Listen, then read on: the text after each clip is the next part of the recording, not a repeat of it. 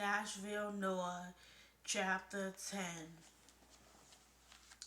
Would you like me to drop you off at your hotel? Washburn asked as we headed back to the city. That would be wonderful, I said. I'm staying at the Residence Hotel downtown. I know it well. It's my mother's favorite place when she visits from LA. So you're not from here? How did you end up practicing law in Nashville? I asked. Well, it's really just a short story. I came here for Vanderbilt's law school, ended up clerking with a local judge, liked the city, decided to stay, passed the Tennessee bar, and here I am. A nice, concise tale. What happened appealed to you about Nashville? It's a little like Los Angeles in a way, in the sense that it's mostly a one industry town. That's not to say that there aren't lots of other corporations and businesses here, but country music is at the heart of Nashville, and everything revolves around it in the same way Los Angeles is all about the firm business. The local media cover the industry. Many of the people here come from somewhere else. Yet everyone I've met, from my local dry cleaner to the lady in the bank to the guy who picks up the trash, is a country and western fan, and some are remarkably knowledgeable about country music. The fellow who set up my computer can tell you the difference between the original Jimmy Rogers and the one who had a TV show that Loretta Lynn was the first female country singer to have a gold album, and even who Vernon Delhart was. Who was Vernon Delhart? Vernon Delhart was one of over 100 names used by a Texas singer named Marion Tri Slaughter back when country was known as hillbilly music. He's in the Hall of Fame. Does that mean you're a lover of country music too? He laughed. I wasn't when I first came here, but I'm a convert now. He dropped me at the front of the school where a bellman relieved me of my rolling suitcase. Thanks so much, Mr. Washburn, I said through the open window of his car. It's Jamal. You up for dinner, Mrs. Fletcher? Why, yes, I am. And it's Jessica. I thought we should get to know each other a little better and see how we can work together to help Cindy. I like that idea. My treat, he said. I have a favorite place I think you'll enjoy. He consulted his watch. It's almost 4:30. Shall I pick you up at 6? Will that give you enough time? Make it 6:30, I said. I'll be back at 6:30. I'll be waiting. My room at the hotel was a far cry from the one I slept in at Mrs. Granger's rooming house. I pulled back the drapes to uncover an expanse of glass and a lovely view of downtown Nashville.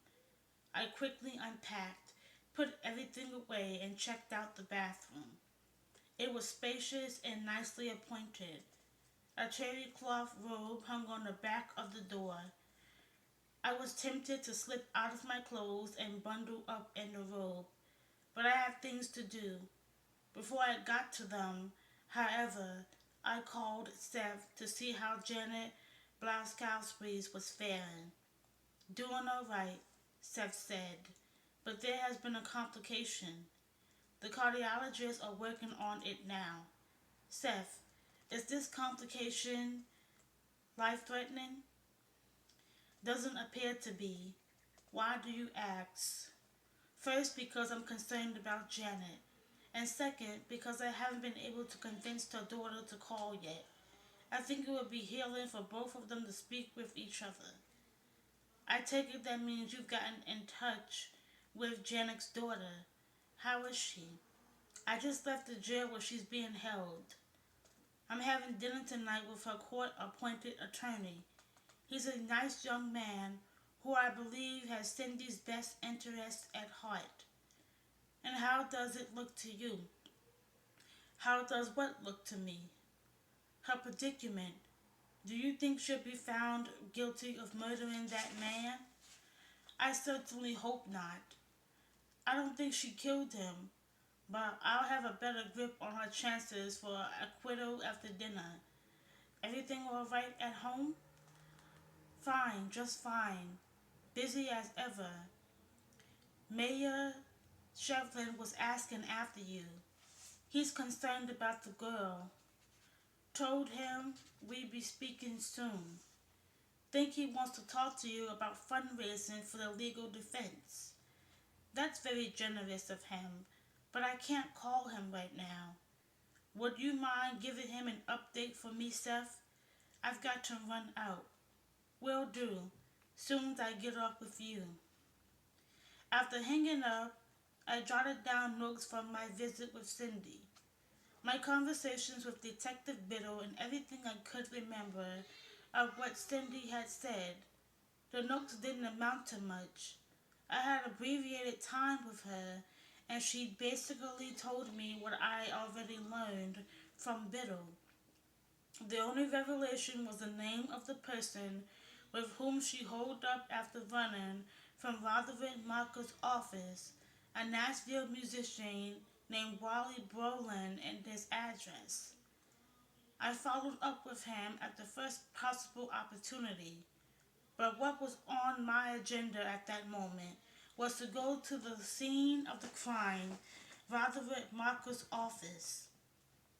The cab driver dropped me off in front of Marker and Whitsun Music Publishers. A large banner fluttered from the top floor of the modern tan stone building, congratulating Sally Prentice, Nashville's rising star. I waited while a flow of people exited the building and entered when a gentleman held open the large glass door for me.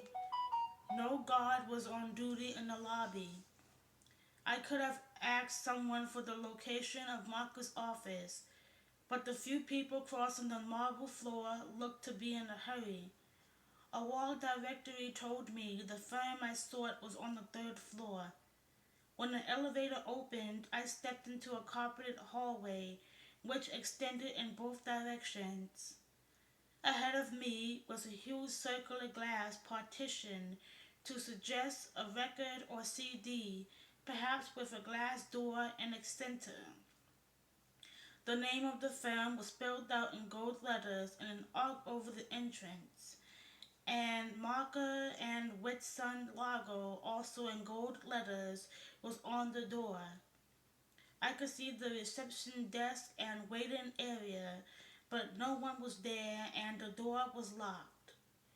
I looked at my watch. It was after 5. I wandered down the hall to my left, looking for another door to knock on in case someone was working late. A man came from around the corner. From the far end, a pile of cardboard file boxes cradled in his arms, obscuring his vision.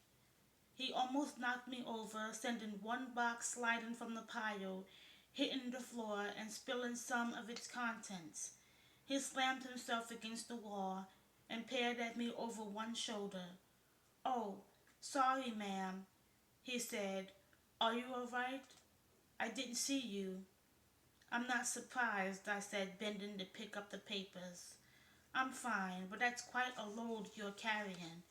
"You don't have to pick those up, ma'am," he said, juggling his cargo to keep from losing another box. "I'll just collect them on my way back. Don't trouble yourself. I was carrying more than I should." "It's no trouble at all," I said, picking up the box. "Where were you going with all this?" "Just around the corner at the end of the hall." Typical of him, waiting until after business hours to make the move. I could have done this any time today and gotten some help. But no, God forbid we disturb the staff people during work time, except of course for the staff person. I'm Buddy, by the way. Chef cook, chief cook and bottle washer for all things no one else wants to do at Marker and Whitson. He walked past the glass entrance to the other end of the hall and turned left. I followed him. Here we are, he said, stopping in front of a door next to the fire exit. He leaned back, the boxes in his arm sliding into his cheek as he groped for the doorknob with one barely free hand. Here, let me get that, I said, putting the box I held on the floor and opening the door for him. He turned his body and sidestepped through the opening before squatting down and depositing his burden on a glass cocktail table in front of a long gray sofa. I looked around the large office. Windows overlooked the street, which must have given the room a lot of light when the blinds were open. Several boxes sat atop the desk in matching credenza, and it appeared as though the original occupant of the office had moved out and someone new was moving in. Buddy returned to the hall to kick the box. I carried for him through the doorway, giving it a good shove with a green sneakered foot. Is that table strong enough to hold all that weight? I asked. Oh, sure. It looks like glass, but it's real thick, probably strong as iron. I've seen people climb up on it when one of our clients topped the Billboard chart for hot country songs. Really? Who would take that chance? The president. The president that was. You heard about what happened here, I suppose. I started. Of course you did. It was all over the TV, the radio, the papers. You're talking about Mr. Marker? The very same killed right here in his office. This room right over there by the condenser. Well, almost. Didn't die right away, lasted a couple days. He pointed to an area behind a large mahogany desk.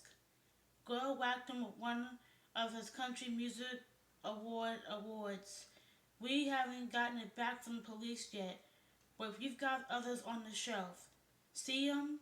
They're the same thing.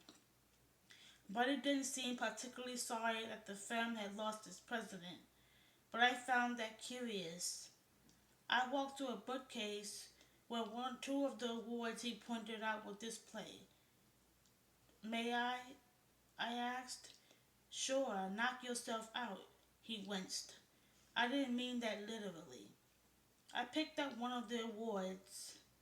It was a very heavy piece of crystal in the shape of a flame, pointed at the top and mounted on a square base. It wouldn't be easy to hold on to and swing, but it was certainly weighty enough to do some damage. I replaced it on the shelf. Did you know the young woman who was arrested?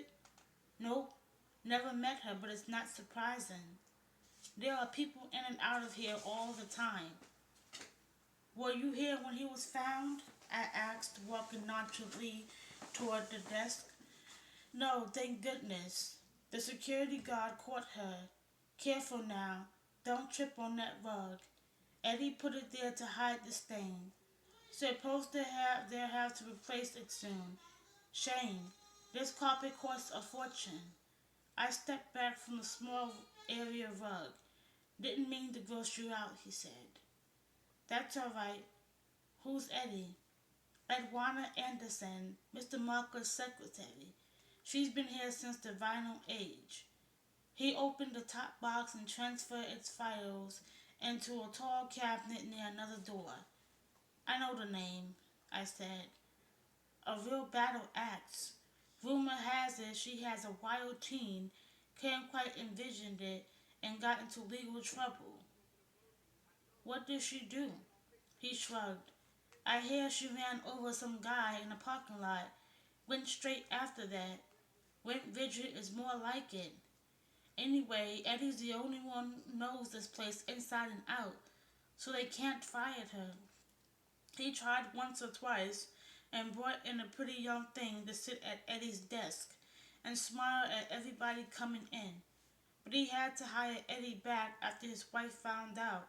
He didn't want an old bat out front, but Marilyn had a fit when she saw the new girl, a blonde bombshell to coin a phase. Not that he was henpecked or anything, but their marriage wasn't made in heaven, if you catch my drift. Can you pass me the next box?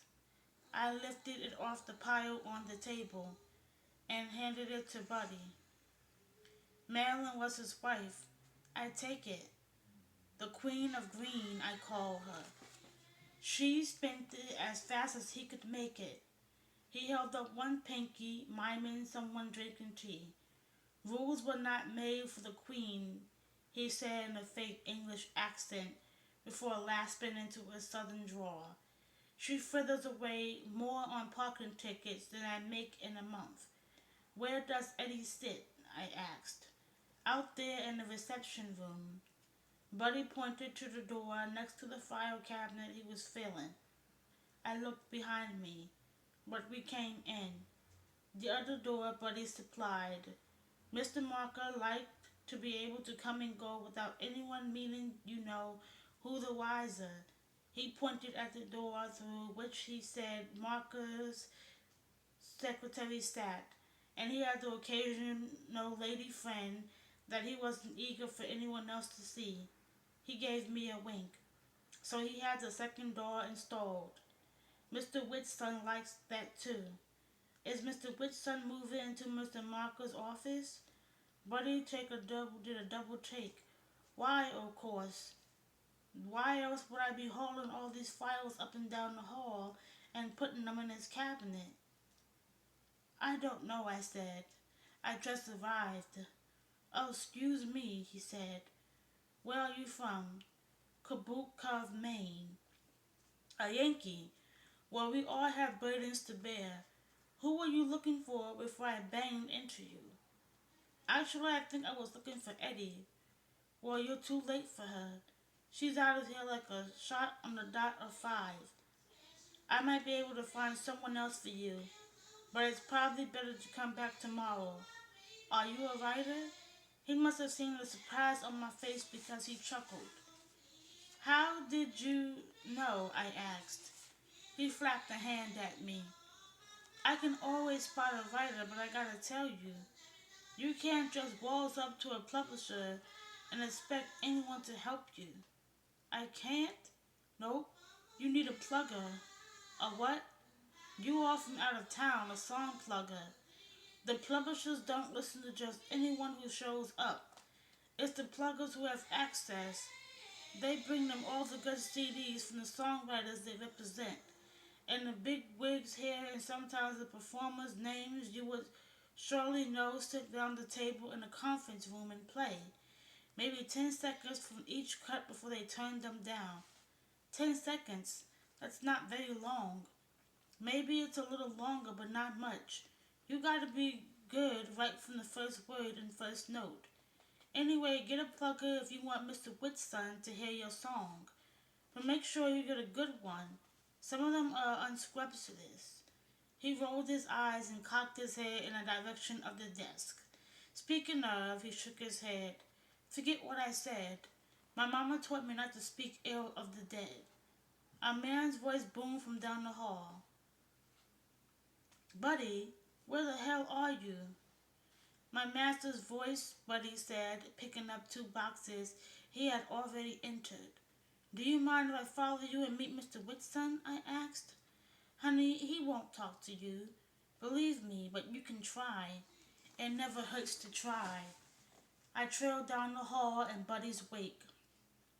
He held an empty box in each hand and cursed each time he banged them into the walls, which was often.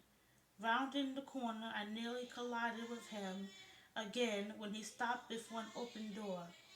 A tall, handsome man with dark hair slicked back on the sides and pulled forward a bit over his forehead, reminiscent of Elvis, stood behind the desk littered with piles of files and a jumble of office materials, a tape dispenser, rubber bands, a stapler, boxes of paper clips, pens and pencils, sticky notepads, paperweights, a calculator, CDs, and who knows what else. It looked as if he'd taken out a desk drawer and simply ended it over his desk. I can't find the key to the other file cabinet, he complained. Did Eddie go home? Gone at the stroke of 5, Buddy told him, flinging the empty boxes to one side of the room. She knew we were moving to office tonight. Where could she have put it? I don't want to start again in the morning. I want everything in place, and it will be in place if it takes all night. Understood? Yes, sir, Buddy said with a mock salute. I'll check her desk. He turned and saw me. Oh, by the way, this lovely lady came to see you. This is Mr. Whitson. I'm Jessica Fletcher, I said, moving around Buddy and extending my hand to his boss, who took the tips of my fingers as if afraid I might contaminate him. It's a pleasure. I can see I'm getting you at a difficult moment, but I was hoping you might give me a few minutes of your time. She's a songwriter, Buddy said as he left the room. Well, that isn't quite accurate, I began. Mr. Whitson came from behind his desk and took my elbow. Miss Fletcher, as you can see, I really don't have any time to spare. He stared me toward the door.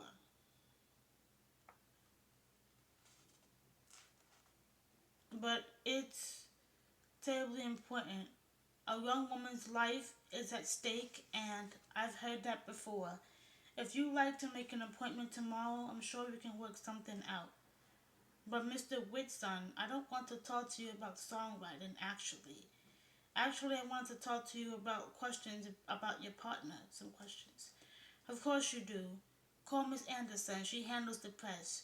She'll be very helpful, I'm sure. Mr. Whitson is not what you think. It never is. Goodbye, Mrs. Fletcher. He pushed me into the hall and closed the door. I heard the nick of a lock. Well, I thought, that was quite the bum's rush. I haven't been thrown out of an office in some time now. I was tempted to pound on Whitson's door and tell him I'd be back, but of course I didn't.